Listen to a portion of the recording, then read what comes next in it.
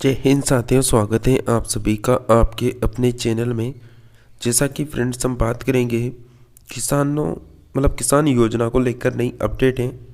किसानों ने यहाँ पर सवाल उठाया है कि यहाँ पर जो फसल बीमा योजना है या फिर मुआवजा जो देने वाला है यहाँ पर किसानों को, उसमें किसानों के साथ ठगी हुई है। जैसा कि प्रधानमंत्री फसल बीमा योजना में किसानों के खातों में जल्दी आएंगे 8.47 करोड़ रुपए की राशि। फसल बीमा कंपनी के ऊपर भी सवाल उठे। ये जो अपडेट आई है इसके बारे में जानते हैं क्या अपडेट है। अगर आप भी लगातार राजस्थान प्रदेश की तमाम नई अपडेट पाना चाहते हैं तो चैनल को सब्सक्राइब करके रखें, पास के घंटी के बटन को ऑल के ऑप्शन में रखें ताकि आप सभी को लगातार नई अपडेट देखने को मिलती रहे।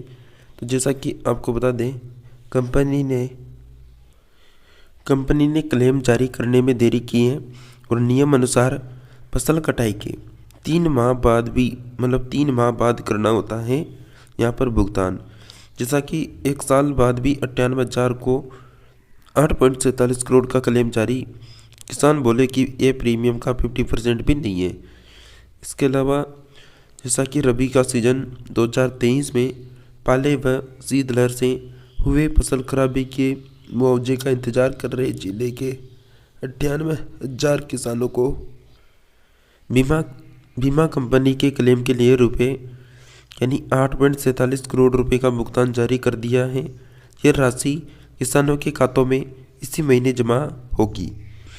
कंपनी द्वारा जारी यह राशि किसानों के लिए किए गए प्रीमियम की 50% भी नहीं मानी जा रही है।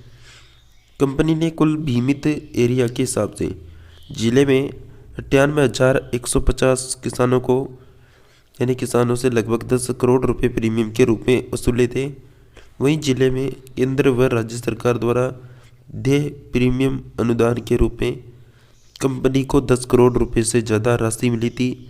कंपनी ने जिले में 1.25 लाख हेक्टेयर बीमित एरिया में खराबा मानते हुए ये क्लेम जारी किया है।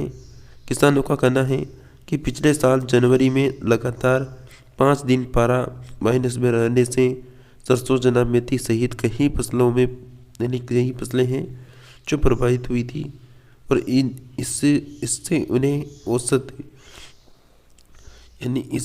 औसत उपज से 10 से 15% कम तक पैदावार मिली।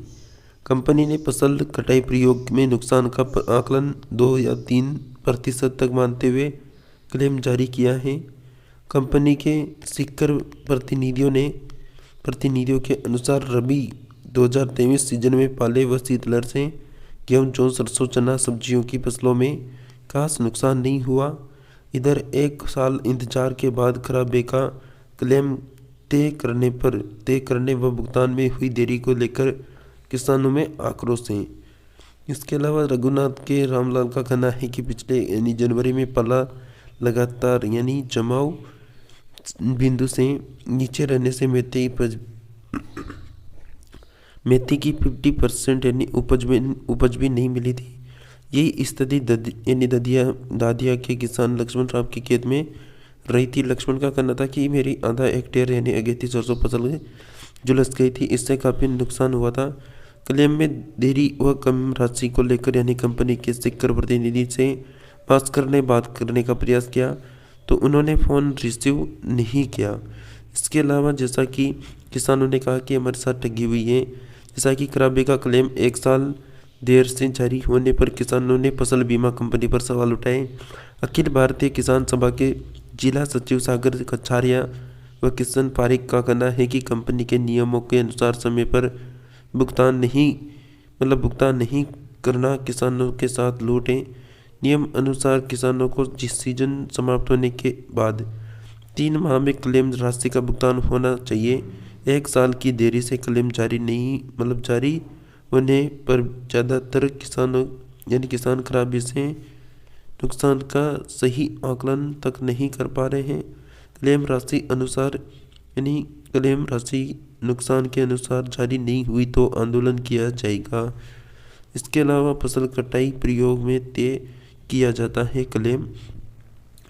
जैसा कि साथियों, फसल बीमा योजना में संबंधित कंपनी किसानों को फसल कटाई यानी फसल कटाई प्रयोग के आधार पर उपज आकलन पर यानी आकलन कर कर क्लेम की राशि जारी करती है। किसानों का आरोप है कि उपज आकलन रिपोर्ट बीमा कंपनी राजस्व व कृषि विभाग के प्रतिनिधियों की बीमीगत यानी मिलीभगत से तैयार की जाती है। किसान सभा के रूढ़ सिंह महिला का कहना था कि फसल कटाई प्रयोग के समय मनमर्जी से उपज तय कर आकलन किया जाता है। ऐसी स्थिति में किसानों के बजाय कंपनियों का हित देखते हुए क्लेम राशि तय की जाती है। अभी 1.14 लाख किसानों को करीब 2024 के क्लेम का इंतजार है।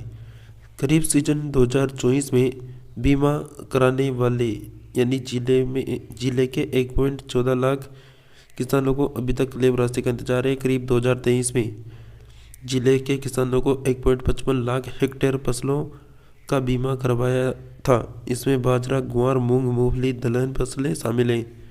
नियमों के अनुसार सितंबर में फसल कटाई के बाद जनवरी तक क्लेम जारी होने चाहिए। क्लेम राशि जारी नहीं होने से कुछ देर हुई है।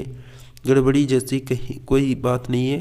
फसल कटाई प्रयोग के आधार पर क्लेम तक जो है किया जाता है। उपज का आकलन बीमा कंपनी, राजस्व विभाग, कृषि विभाग के प्रतिनिधियों के मौजूदगी में किया जाता है। ये रामनिवास पालीवाल अतिरिक्त कृषि निदेशक का यहाँ पर कहना है। साथियों, ये जो अपडेट थी ये आपको यानी देनी थी, जो यानी नई अपडेट थी। तो साथियों, आप सभी लगातार जुड़े रहें और इसी के साथ हम नेक्स्ट अपडेट में मिलेंगे।